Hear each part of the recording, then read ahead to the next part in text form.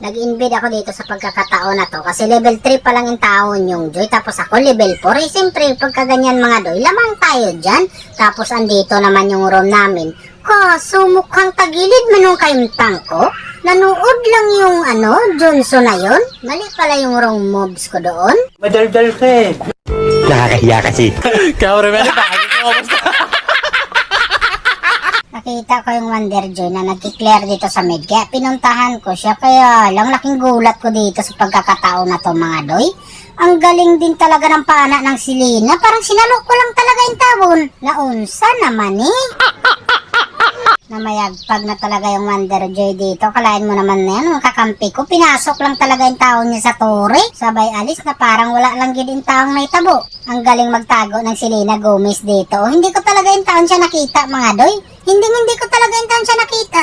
Pero dito sa puntong to mga Doy, hindi ko alam, nahihilo na ba ako? Nahilo na yata yung taon ako sa sobrang likot yung taon ng Wonder Joy. Pero good trade yung nangyari sa akin. Sobrang likot talaga yung taon ng Joy. Sino bang hindi mahihilo niya? No, kita niyo ang gagawin niya mga Doy? Sa tingin niyo, makakaya ko kaya to hanggang late game, ganitong galawan? Pero wag kayong mag-alala mga Doy. Siyempre, baka kinchin gamer yan. Ang masasabi ko lang sa inyo mga Doy, gagawaan natin ang paraan yan. Maniwala lang kayo, basta manalig lang kayo. Wala kaming pakialam! Bakit ba? Kahit baog na kayo, kailangan nyo pa rin mag-farm mga Doy kasi kahit papano makakabawi kayo kasi isa ito sa farm na to magpapalakas sa inyo. Andito na naman yung Wonder Joy mga Doy, nagwawala na naman. At dahil may farm nga ni tayo, kaya yung Joy, pinainom ko in taon siyang nakaupo. Pakiramdam ko kasi trio yung Selena Gomez dito, tapos yung Wonder Joy, tapos yung Kaguran mga Doy. Kasi kanina pa talaga yan, pag maka-stand yung yung Selena Gomez, nandyan din yung Kaguran na yan. Kaya ito na yung pagkakataon natin mga Doy na unti-unti tayong bumangon sa kahirapan. At dahil napitas ko yung Kaguran, nagpupumilit din yung taon yung Selena Gomez mga Doy.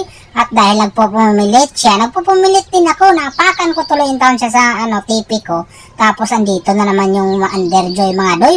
Gusto niyang ipagtanggol or ipagiganti yung kakampi niyang dalawa. Pero yun lang yung nangyari. Meaning to say, happy ending. Magkasama na in taon silang tatlo. Oh shit! At dahil unti-unti na talaga ako nakabawi sa kahirapan mga Doy, hindi pa rin tayo pwedeng magkumpiyansa dyan. At dahil nakita ko yung Lamborghini, grabe yung turbo niya mga Doy, kaya ang ginawa ko rito, sinuportahan ko talaga, pinasok ko rin talaga sa tore yung mga kalaban namin. Hindi rin talaga ako natakot sa tore. Kaya yung tore nahiya, bumagsak na lang ginin taon. Andito na to. Kanina pa talaga yung Selena Gomez na to, buti na lang talaga. Magaling din yung inuyasya kong kakampi mga Doy. Kaya ayun, yung Selena Gomez, parang hindi yung tao nakapag-react. Basta magtiwala lang kasi kayo mga Doy. Makaahon din kayo sa kahirapan. Kaya dito, narinig ko na naman yung victory.